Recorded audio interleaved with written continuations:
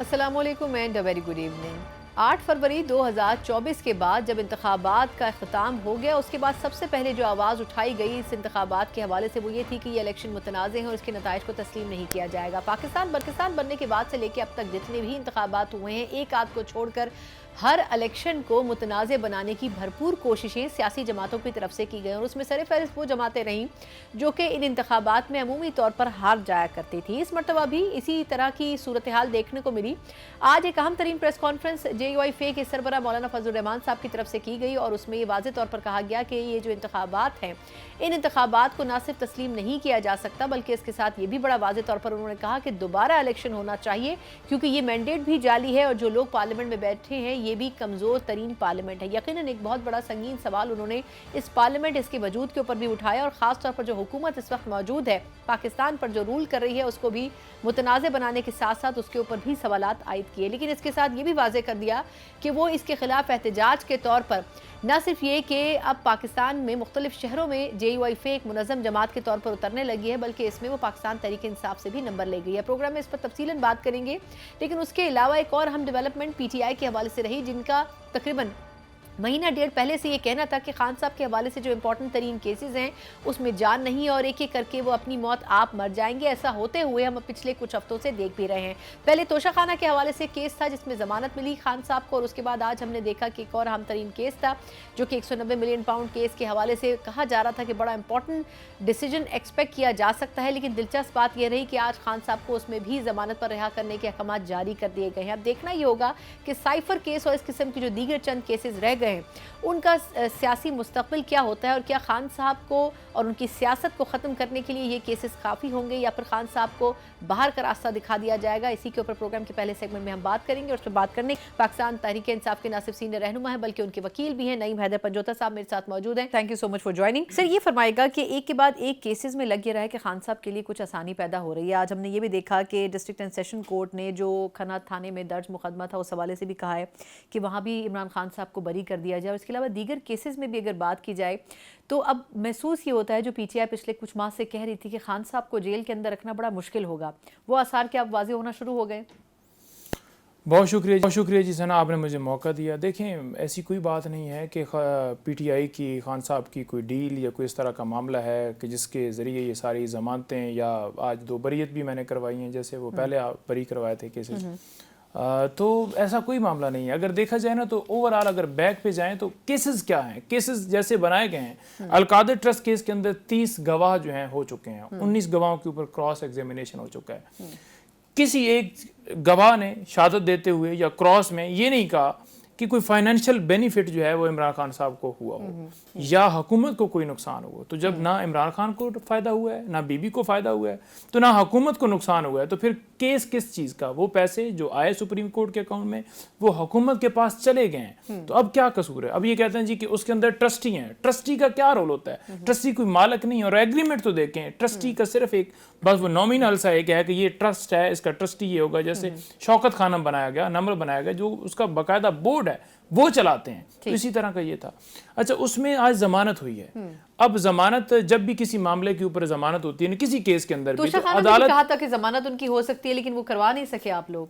तोशा खाना में जो सजा है ना जी, वो सजा खत्म हो चुकी है, मुअत्तल हो चुकी है। तोशा खाना खान साहब को क्यों नहीं रिलीज किया? तोशा खाना में खान साहब को 14 साल सजा सुनाई गई थी और तोशा खाना में खान साहब और बीबी साहबा दोनों की हद तक जो है वो हो चुकी है, सजा खत्म हो चुकी है। अब खान साहब के ऊपर इद्दत केस है या साइफर केस है, इन दोनों में वो पाबंद सलासिल हैं। और अगर इनमें फैसला आता है तो फिर कोई ऐसा केस नहीं है जिसमें उनकी गिरफ्तारी इस वक्त तक डाली गई हो। लेकिन हाँ, नया कोई केस बनाकर वो बना ना दें या डाल ना दें, वो एक अलग मामला है, लेकिन इस वक्त तक कोई नहीं। अच्छा, जो 2 इंपॉर्टेंट केसेस आपने कहे कि साइफर के हवाले से भी और जो इद्दत का केस है, वो अभी किस स्टेज के ऊपर है? क्योंकि साइफर पे तो देखें, वहाँ जो खुद डोनाल्ड लू थे वो कह चुके हैं कि ऐसी कोई बात नहीं थी। तो फिर आपको याद होगा बाबर अवान साहब ने कहा था जब ऐसी कोई बात कही नहीं गई तो फिर तो ये केस बनता ही नहीं है। तो फिर क्या वजह है कि उस केस को प्रोलॉन्ग किया जा रहा है? देखें, इद्दत केस हो या साइफर केस हो, साइफर केस के अंदर हमारी तरफ से दलाइल मुकम्मल हो चुके हैं और इस्लामाबाद हाई कोर्ट ने दौरान समाज ये रिमार्क्स दी कि अगर ओरिजिनल साइफर भी था ना तो इसमें सजा जो है 2 साल से ज़्यादा नहीं हो सकती थी, लेकिन 10 साल सजा सुनाएगी। केसेस में इस तरह से सजा सुनाई गई कि खान साहब को मौका ही नहीं दिया गया अपना डिफेंस पेश करने का, अपना वकील पेश करने का। उसमें हमारी तरफ से दलाइल मुकम्मल हो चुके हैं। इस वक्त जो है वो सरकार जो है, प्रोसिक्यूशन जो है वो दलाइल दे रही है जिन्होंने केस, लेकिन उन्होंने रिकॉर्ड के ऊपर कोई चीज़ ऐसी साबित नहीं की। फॉर एग्जांपल साइफर ही था ना, साइफर की कॉपी भी नहीं मौजूद। हमेशा उनसे रूल्स पूछे गए कि जो फॉरेन ऑफिस के रूल्स हैं साइफर के रिलेटेड वो दे दीजिए। उन्होंने कहा जी वो भी खुफिया है, साइफर खुफिया है, वो भी रिकॉर्ड पे नहीं है, रूल्स खुफिया हैं। तो एक मज़ाक़ा खेज़ जो है ना वो सारा मामला समात के दौरान भी रहा। अब उनके दलाइल जो हैं एक दो हेयरिंग्स होगी या 3 होगी, लेकिन लटकाया जा रहा है। अब एक नुक्ता है ना, फॉर एग्जांपल ये कप है बड़ा, उन्होंने कहना है जी कि ये चाय कैसे बनती है, तो पहले पत्ती पे बात होगी, पत्ती बताएं जी पत्ती कहाँ से बनती है, फिर बात होगी जी कि पानी जो है वो बताएं कि क्या ओरिजिनल था या नहीं था, फिर कप के बारे में बताएंगे कि क्या ये ठीक था, इसके अंदर ये चाय बनी है या नहीं, फिर वो उसमें कौन था, कुक कौन था, एक एक पॉइंट के ऊपर घंटों समातें चलती हैं। अब उनका कोई जवाब नहीं, आप सिंपल कहें जी कि चाय कैसे बनती है, पत्ती डलती है, दूध होता है, पानी होता है और चाय बन जाती है। ये तरीका कार तो है ना, लेकिन ऐसा नहीं आप किया कह रहे हैं कि बिला वजह उसको कॉम्प्लेक्स किया जा रहा है। कॉम्प्लेक्स किया जा रहा है। इसकी एक मिसाल ये भी है कि जब आप लोगों ने मखसूस नशिस्तों का केस पूरा लेके आप गए थे तो उस वक्त पेशावर हाई कोर्ट ने तो खैर उसको रिजेक्ट कर दिया था, लेकिन इवेंचुअली अब पता चला कि सुप्रीम कोर्ट ने उस फैसले को ही रिजेक्ट कर दिया और उसके बाद कहा गया है कि अब फर्दर उसको जब तक प्रोसीड नहीं करेंगे फैसला नहीं होगा। तो ये बताएं कि क्या इसका मतलब ये समझा था कि पीटीआई जिन चीज़ों के ऊपर, जिन कानूनी नुकात के ऊपर अपना केस लेके जाती है वो ज़्यादातर दुरुस्त होते हैं लेकिन शुरू में एड्रेस नहीं होते। जिस तरह पेशावर हाई कोर्ट ने आप लोगों को एड्रेस नहीं किया लेकिन अब सुप्रीम कोर्ट ने कह दिया, तो उस पर अब आप लोग किस तरीके से टेकअप करेंगे? क्योंकि अगर वो मखसूस नशिस्तें आ जाती हैं पीटीआई के पास तो फिर तो वो अक्सरियत में चली जाएगी पार्लियामेंट में। पहली बात तो ये है कि जिन बुनियादों के ऊपर वो हमसे नशिस्तें ली गई थी, अगर उसका बैकग्राउंड देखें तो काजी साहब ही थे जिन्होंने हमसे बल्ले का निशान लिया था। काजी साहब ही थे जिन्होंने DROs और ROs जो हैं वो जुडिशरी से थी। काजी साहब ही थे जिन्होंने नवाज शरीफ को अहल कर दिया और खान साहब की डिस्क्वालिफिकेशन वाली दरख्वास्त स्टिल पेंडिंग रखी। काजी साहब ही थे जिन्होंने बुनियादी इंसानी हकूक़ की जो खिलाफ वर्जी है उसके ऊपर कहा कि कुछ भी नहीं। काजी साहब ही हैं जो 9 मई के हवाले से जुडिशल कमीशन बनाने की हमारी जो दरख्वास्त थी वो स्टिल सुप्रीम कोर्ट के अंदर पेंडिंग है और आज तक जुडिशल कमीशन नहीं बन सका। तो ये सारी सूरत हाल वहाँ पर चलती रही है। और अगर इसके बैकग्राउंड के अंदर देखें तो हमारे इंटर पार्टी इलेक्शंस भी 2022 के अंदर भी ठीक हुए थे, उसके बाद भी ठीक हुए और उसके बाद भी ठीक हुए। कहीं पे कोई गलती नहीं थी। गलती कहाँ पर थी? क्योंकि हम पीटीआई वाले थे। किसी और जमात 170 हैं, 71 हैं, जितनी जमातें हैं, किसी का आज तक चैलेंज नहीं किया गया। आज बाकियों के भी तो आप दिखाएं ना, वो भी रिकॉर्ड के ऊपर ले आए। और अगर हमारे ही इलेक्शन ठीक नहीं हुए तो मेरा ख्याल में उस वक्त ठीक होंगे जब इमरान खान कहेंगे कि जी ठीक है मैं डील करने के लिए तैयार हूं, मैं लंदन चला जाता हूं और मैं सारे मामले का कसूरवार हूं, 9 मई भी मैंने करवाया, ये मुहिब वतन है, मैं गद्दार हूं और मैं इस चीज को तस्लीम करता हूं, उस वक्त की जाएगी। उसके अलावा तो कोई नहीं है। तो ये सीटें छीनी नहीं जा सकती थी। हमारी सीटें जो हैं वो किसी और जमात को कैसे दी जा सकती थी? बिल्कुल सुप्रीम कोर्ट ने उसके अंदर सही फैसला किया और डीनोटिफाई भी हो गई। अब जो बाकी केस है, इद्दत वाला केस, उसमें रजवान अब्बासी साहब भाग चुके हैं। रजवान अब्बासी साहब जो है वो इस वक्त डेनमार्क जा चुके हैं। ये खावर मानका के वकील हैं जो भाग चुके हैं। हर डेट के ऊपर बहाने बनाना, और जब तक वो आएंगे नहीं तब तक समाअत हो नहीं सकेगी। नहीं, अदालत ने कहा कि वीडियो लिंक के जरिए उनको कहें कि वो शामिल हो जाएं। 2 दिन का पहले टाइम दिया गया था, लेकिन जब ऑर्डर आया तो ऑर्डर के अंदर के 21 की डेट डाल दी है कि उस दिन वीडियो लिंक के जरिए शामिल हुआ जाए। तो अब देखते हैं कि वो क्या करते हैं। अगर नहीं आएंगे तो अदालत ने कहा तो है कि हम फिर डिसाइड कर देंगे। 2 केस, अगर आज बीबी साहबा की हद तक रिहाई हो सकती थी अगर आज इद्दत केस के अंदर फैसला आ जाता। बिल्कुल ठीक। लेकिन ये जानबूझकर, आपको पता है, कभी सिक्योरिटी के लिए जनाब अडयाला जेल मुलाकातों पे पाबंदी है, कभी।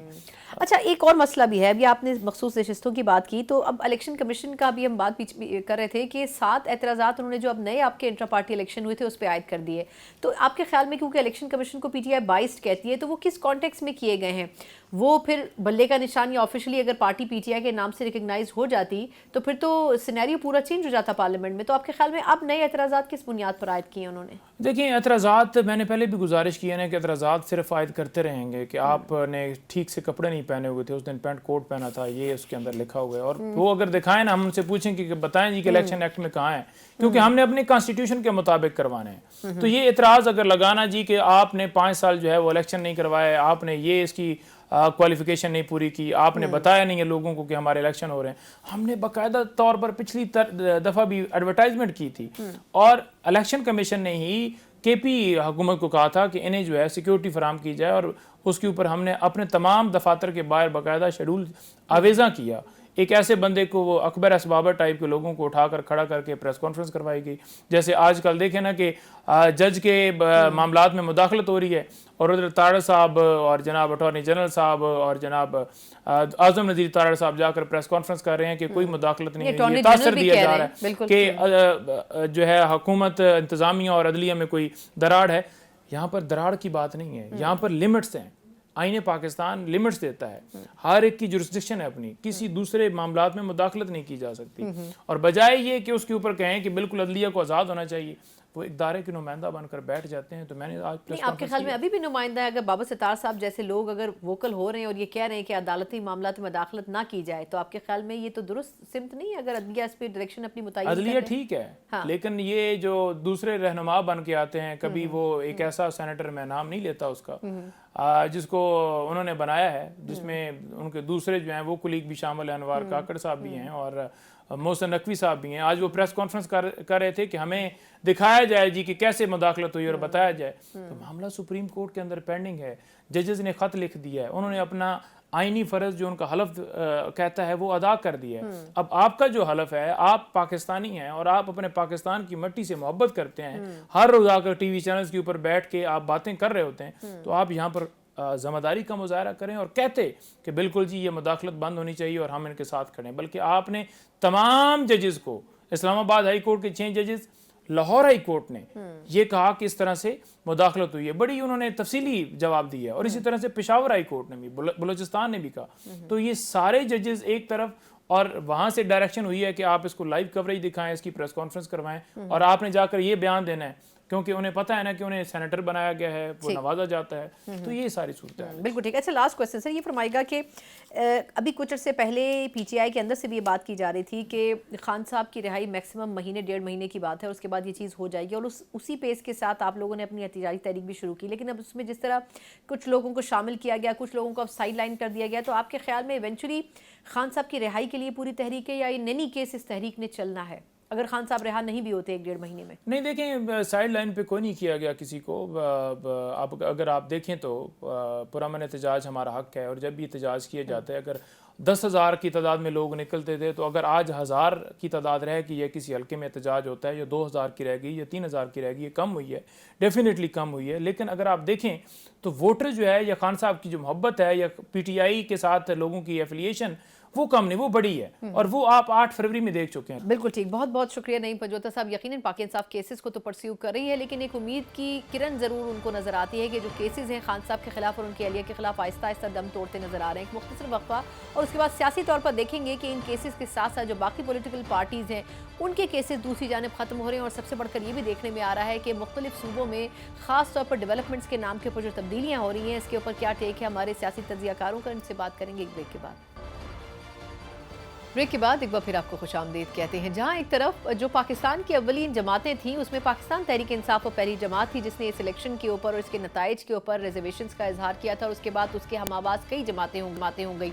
आज मौलाना फजल रहमान साहब ने बड़ी खुलकर जो गुफ्तगू की, उसमें उन्होंने ना सिर्फ इस इलेक्शन को मुतनाज़े एक मरतबा फिर करार दिया, बल्कि उसके साथ जो उसके नताइज थे उनको भी मुतनाज़े करार दिया, और इसके साथ उन्होंने ये भी कह दिया कि दोबारा इलेक्शन होने चाहिए, क्योंकि ये जो मैंडेट है ये चोरी शुदा मैंडेट है। JUI इस किस्म की गुफ्तगू इससे पहले भी कई मरतबा कर चुकी है, लेकिन अगर इन इलेक्शंस के ऊपर इस किस्म के एतराज़ात आयद किए जाते रहेंगे तो यकीनन इस इलेक्शन के इनेकाद को कॉन्ट्रोवर्शियल बनाने की कोशिश की जाएगी। इसके अलावा इस हवाले से ये भी हमने देखा है कि कुछ वक्त पहले मखसूस नशिस्तों के ऊपर सुप्रीम कोर्ट ने पेशावर हाई कोर्ट का फैसला जो डिसमिस किया था, और उसके बाद दोबारा इस केस को टेकअप किया गया। उससे लगता यह है कि जो पार्लियामेंट जिसको कुछ जमातें जाली करार दे रही हैं, उसी पार्लियामेंट के अंदर उन मखसूस नशिस्तों के हवाले से आईनी जंग भी लड़ रही हैं। अगर ऐसा भी होता है कि वो मखसूस नशिस्तें वापस उन जमातों को जिसमें पाकिस्तान तहरीक इंसाफ सर फहरिस्त है वापस मिल जाती हैं, तो फिर यकीनन इस पार्लियामेंट की जो शक्ल है वो बदल जाएगी। क्या वाकई मौजूदा हुकूमत उस वक्त अक्सरियत के बजाय अकलियत में चली जाएगी? वो मुमकिन सिनेरियो है जिसके ऊपर प्रोग्राम के इस सेगमेंट में हम बात करेंगे, और इसके ऊपर बात करने के लिए हम मौजूद हैं न सिर्फ ये कि तज्जियाकार हैं बल्कि पिलडाट के सरबरा भी हैं। अहमद बिलाल महबूब साहब मेरे साथ मौजूद हैं। अहमद बिलाल साहब से बहुत शुक्रिया आपके कीमती वक्त के लिए। सर, सबसे पहले तो ये फरमाइएगा, अगर आप मौलाना साहब की प्रेस कॉन्फ्रेंस या गुफ्तगू सुन सके हों, वैसे तो उन्होंने कई मरतबा इस इलेक्शन को जो 8 फरवरी को हुए मुतनाज़े करार दिया, लेकिन आज उन्होंने खुलकर कहा कि ये तो कोई इलेक्शन नहीं थे, दोबारा इलेक्शन का इनेकाद कराया जाए, और ना सिर्फ ये कि ये जाली इलेक्शन थे बल्कि मैंडेट भी चुराया गया। सर, इस किस्म की गुफ्तगू ज़रूर जमातें करती हैं, लेकिन इन असम्बलियों को कमज़ोर असम्बलियाँ कहना और गिनती की तादाद नंबरिंग के बारे में बात करना बजाय आइनी तौर पर इस इदारे को तस्लीम करने के, आपके ख्याल में फिर क्या वेटेज रह जाता है इस पार्लियामेंट का भी, और ख़ास तौर पर ये जो 8 फरवरी के इंतखाबात थे इस हवाले से? बहुत शुक्रिया। देखिए, इंतखाबात में हमारी तो रिवायत रही है कि वो पार्टियां जो अपनी तवक्को के मुताबिक उनको नतायज हासिल नहीं होते, जी। वो इंतखाबात के नतायज को तस्लीम नहीं करती हम्म। और वो बरमला कहती हैं कि इंतखाबात दुरुस्त नहीं हुए और ये दोबारा होने चाहिए। ये बार बार हमने देखा है कैसे हुआ है। हम्म। तो ये कोई गैर मामूली बात तो नहीं है। दुरुस्त है कि इससे पूरे इंतखाबी निज़ाम के ऊपर भी सवाल उठता है, असम्बलियों के ऊपर भी सवाल उठता है, लेकिन ये चूंकि अब एक मामूल बन गया है, लिहाजा ये इसके बावजूद के एतराज़ात उठते हैं, असम्बलियाँ अपना काम करती रहती हैं हम्म। और अपनी मुद्दत भी पूरी कर लेती हैं और एतराज़ात अपनी जगह कायम रहते हैं। मसला उस वक्त पैदा होता है जब कोई बड़े पैमाने पे हम्म। हमारी सड़कों के ऊपर लॉ एंड ऑर्डर का मसला खड़ा कर दिया जाए। जैसा आपने देखा था कि 2014-15 में हम्म। पीटीआई ने पहले लॉन्ग मार्च की शक्ल में और फिर धरने की शक्ल में एक ऐसी सूरत हाल पैदा कर दी थी, जिसके बाद फिर बहुत ज़रूरी हो गया था कि कोई एक्शन लिया जाए। तो फिर वो उन्होंने एक सुप्रीम कोर्ट के चीफ जस्टिस के सरबराही में एक कमीशन बनाया था और उसने फिर फाइनली फैसला किया था। तो ये उसी वक्त होगा जब सड़कों के ऊपर कोई ऐसी सूरत हाल पैदा हो जाए जो गैर मामूली हो। हम्म। जो इस वक्त तक तो नजर नहीं आती, लेकिन उसका एक दूसरा बड़ा अहम पहलू है, वो ये कि पाकिस्तान 2014-15 में उस तरह के माली और इक्तसादी बहरान का शिकार नहीं था जो अब है। तो इस वक्त तो अगर इस किस्म की सूरत हाल पैदा हुई तो ये तो बिल्कुल जैसे ऊंट के कमर पे या उसकी बैक पे आखिरी तिनका साबित होता है जिससे कमर टूट जाती है। पाकिस्तान इस वक्त बड़ी मुश्किल से आहिस्ता आहिस्ता चलते हुए इस बहरान से निकलने की कोशिश कर रहा है और जो उसके लैंडर्स हैं उनका एतमाद हासिल करने की कोशिश कर रहा है। तो अगर सड़कों के ऊपर ये सूरत हाल पैदा हो जाएगी तो फिर हमें शायद जो रेस्क्यू करने वाले लैंडर्स हैं वो भी हमें पैसे नहीं देंगे और फिर डिफ़ॉल्ट के अलावा कोई सूरत हाल नहीं होगी। तो नए इंतखाबात का मुतालबा बहुत रेडिकल है, बहुत मैं समझता हूँ कि एक इंतहा पसंदाना है हम्म। और शायद प्रैक्टिकल नहीं है। बावजूद इसके कि मौलाना के जो एतराज़ात हैं इंतखाबात पे वो शायद दुरुस्त हों, लेकिन पूरे इंतखाबात को कालेदम करार दे के दोबारा इंतखाबात कराना मुझे प्रैक्टिकल नहीं ठीक, लग रहा बिल्कुल इन ठीक, हालात पे। बिल्कुल ठीक। अच्छा, अब यानी कि इस वक्त अगर हम मईशत को देखें तो शायद ये मुतालबा इस वक्त टाइमिंग के लिहाज से दुरुस्त नहीं है सर, लेकिन ये भी बड़ी अब दिलचस्प बात है कि एक तरफ ये जमातें जिसमें पीटीआई भी शामिल है इस इलेक्शन को ही मुतनाज़ कह रही हैं, कह रही हैं कि ये इलेक्शन ही जाली है, उसके बाद मखसूस नशिस्तों के लिए फाइट भी कर रही हैं। अब जब पेशावर हाई कोर्ट का जो डिसीजन आया था जिसमें उन्होंने कहा था कि आपका राइट नहीं बनता कि आप मखसूस नशिस्तें लें, वो एक अलग डिबेट है कि वो इंट्रा पार्टी इलेक्शन और फिर सारा प्रोसेस था, लेकिन सिर्फ सुप्रीम कोर्ट ने उस डिसीजन को मुअत्तल कर दिया और उन्होंने कहा फर्दर इसको अभी देखना होगा कि आया वो नशिस्तें वाकई इनका हक थी या नहीं।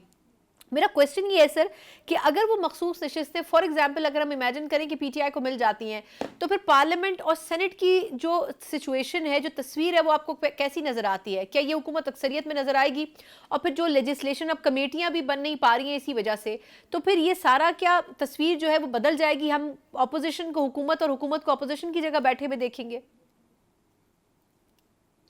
मेरे ख्याल में इतनी रेडिकल चेंज तो उसकी वजह से नहीं होगी, क्योंकि जो रूलिंग कोalition है वो अपनी मेजॉरिटी तो रिटेन कर लेगी, लेकिन 2/3 अक्सरियत जो उसे कौमी असम्बली में हासिल थी वो जाहिर है कि अब वो हासिल नहीं रहेगी अगर ये फैसला उनके खिलाफ जाता है। लेकिन इसमें आपने पूछा कि उसके असरात फिर जो उन्होंने इंतखाबात किए, जो लेजिस्लेशन हुई उसके ऊपर क्या होंगे। मेरे ख्याल में सेनेट के इंतखाबात के ऊपर अगर ये फैसला फाइनली यही होता है कि वो जो मखसूस नशिस्तें दूसरी पार्टियों को दे दी गई थी और वापस पीटीआई को मिल जाती हैं या सुन्नी इत्तेहाद काउंसिल को मिल जाती हैं, तो उस सूरत में सेनेट के इंतखाबात के ऊपर जो असर हुआ था शायद उसको तब्दील करने की ज़रूरत पेश आए, क्योंकि पीटीआई या सुन्नी इत्तेहाद काउंसिल की काफ़ी सारी नशिस्तें जो सेनेट में उन्हें हासिल हो सकती थी वो उन्हें हासिल नहीं हुई। तो उसके लिए हो सकता है कि सेनेट के इंतखाबात के ऊपर उसका कोई असर पड़े, लेकिन दूसरे इंतखाबात जैसे सदारती इंतखाबात हैं या और जो लेजिस्लेशन हुई है गालबन उसको तहफ़्फ़ुज़ मिल सकेगा, क्योंकि अगर उसको भी रिवर्स कर दिया गया तो फिर तो बहुत डिसरप्शन हो जाएगी और हमने देखा है कि अदालतें जब इस तरह के फैसले करती हैं तो कोई बड़ी डिसरप्शन का रास्ता वो रोकती हैं किसी न किसी तरीके से, वो उनको तहफ़्फ़ुज़ दे देती हैं जो कुछ हुआ होता है। लेकिन मेरे ख्याल में सेनेट का इंतखाब एक ऐसी चीज़ है जिसमें शायद उनको रिवर्स करना पड़े, क्योंकि उसमें खासी नशिस्तें हैं, 7, 8 या 10 नशिस्तें हैं बिल्कुल। जो पीटीआई को सुन्नी इत्तेहाद कौंसिल को हासिल हो सकती थी। वो महरूम करना उनको वो दुरुस्त नहीं होगा। ठीक। अच्छा, अब सर ये भी बताइएगा कि अब ये भी कहा जा रहा है कि इलेक्शन कमीशन ने जो पाकिस्तान तहरीक-ए-इंसाफ के इंट्रा पार्टी इलेक्शंस थे, उसके ऊपर भी 7 के करीब एतराज़ात कर दिए हैं। मेरा ख़्याल है दूसरी तीसरी दफ़ा पीटीआई ने इंट्रा पार्टी इलेक्शन करवाए और उनके बकौल जो इलेक्शन कमीशन ने उनको मैंडेट और जो लाइन्स दी थी, उन्हीं लाइन्स के ऊपर उन्होंने ये इलेक्शन करवाए। अब आपने अगर वो एतराज़ात देखे हों तो आपकी क्या राय है कि वो जस्टिफाइड है? क्या फिर दोबारा उस प्रोसेस से गुजरना पड़ेगा, फिर पीटीआई को इंट्रा पार्टी इलेक्शन करवाने पड़ेंगे? और अगर वो एतराज़ात की वजह से क्या आपको लगता है कि वो जो बल्ले का निशान वापस मिलना था, ये प्रोसेस भी मजीद डिले होगा? मेरा ख्याल ये है कि इसका अल्टीमेटली जो डिसाइसिव फैसला है वो तो सुप्रीम कोर्ट में ही होगा।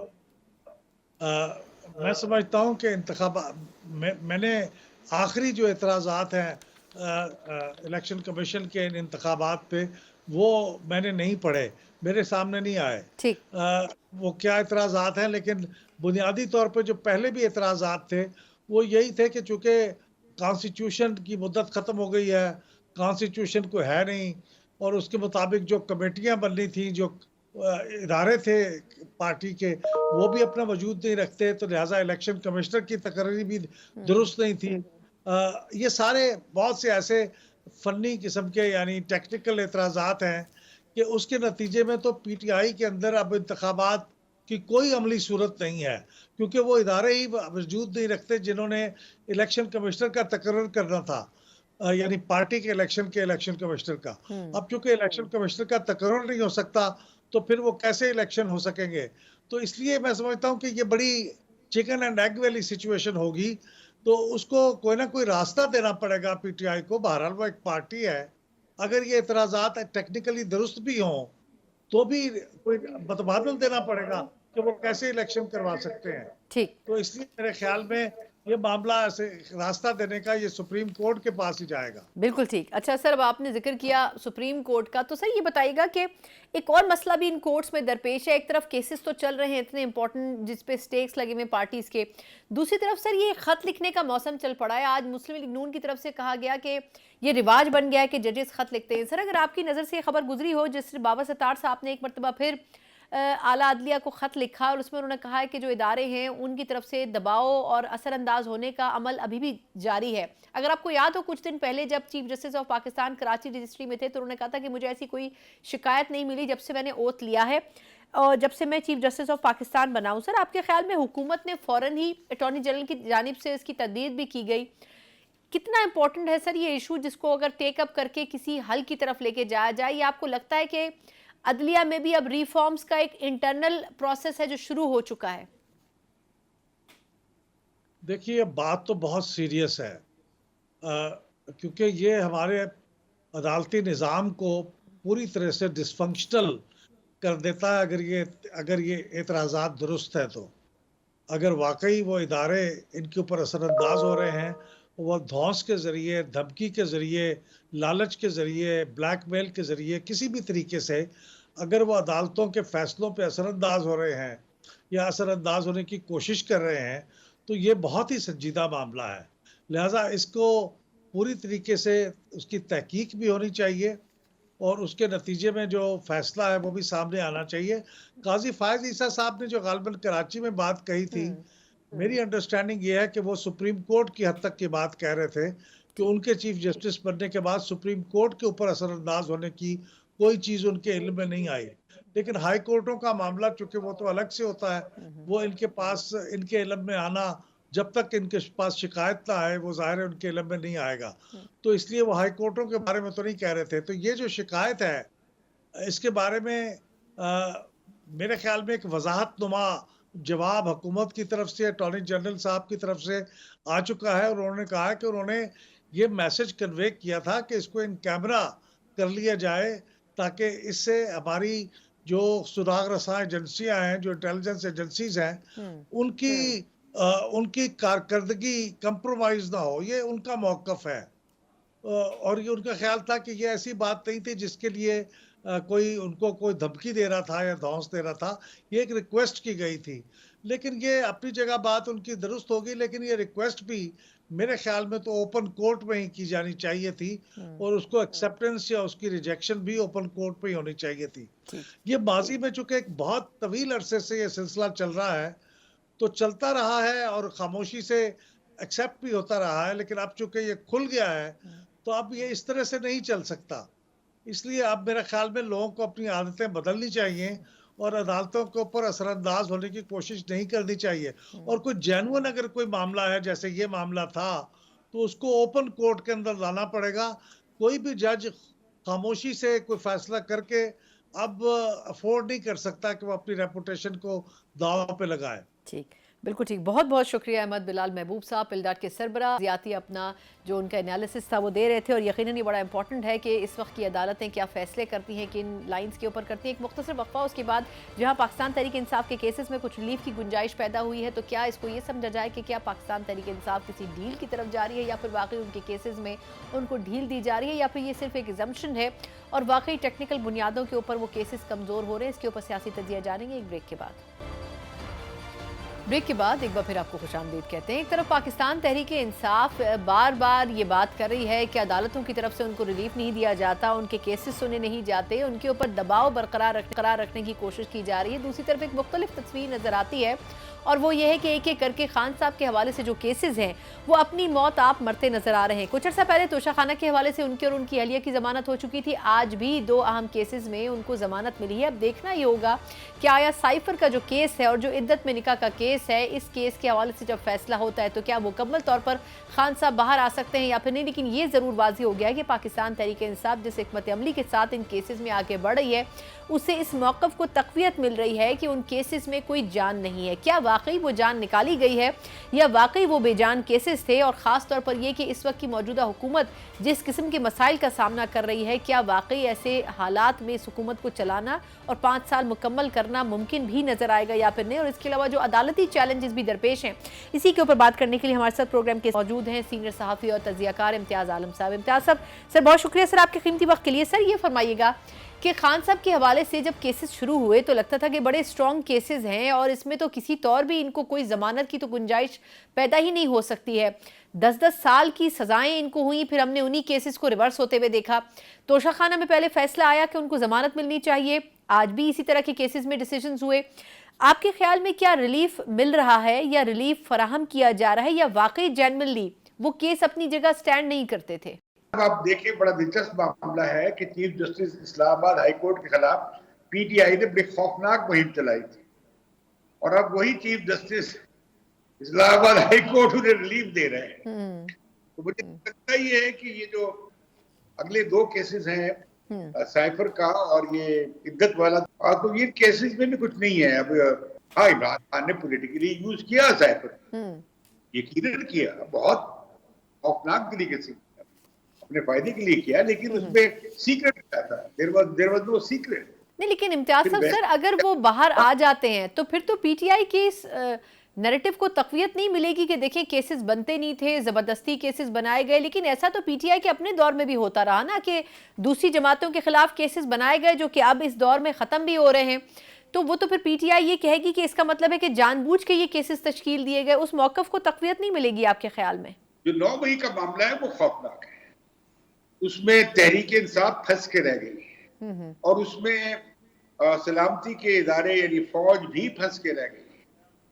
अब आप उनकी इंस्टॉलेशन पे हमला कर रहे हैं, जीएसटी पे हमला कर रहे हैं, यादगारों को, शहीदों की आप गिरा रहे हैं, मिसमार कर रहे हैं, तो अब फौज करे तो क्या करे। ये फॉल्स फ्लैग ऑपरेशन नहीं था, खुद अपने दाम में फंस गई पीटीआई। जो किया सलामती के इदारों ने कि उन्होंने उन पर गोली चलाने की बजाय उन्हें वो करने दिया जो वो नहीं कर सकते थे, उन्हें रोका जा सकता था, लेकिन इसकी कीमत बड़ी अदा करनी पड़ती, जानी नुकसान की सूरत। ऐसा लगता है फौज ने टैक्टिकल रिट्रीट कर लिया, इसमें ये फंस गए, ये समझे कि ये तो शालीमार गार्डन में सैर करने जा रहे हैं।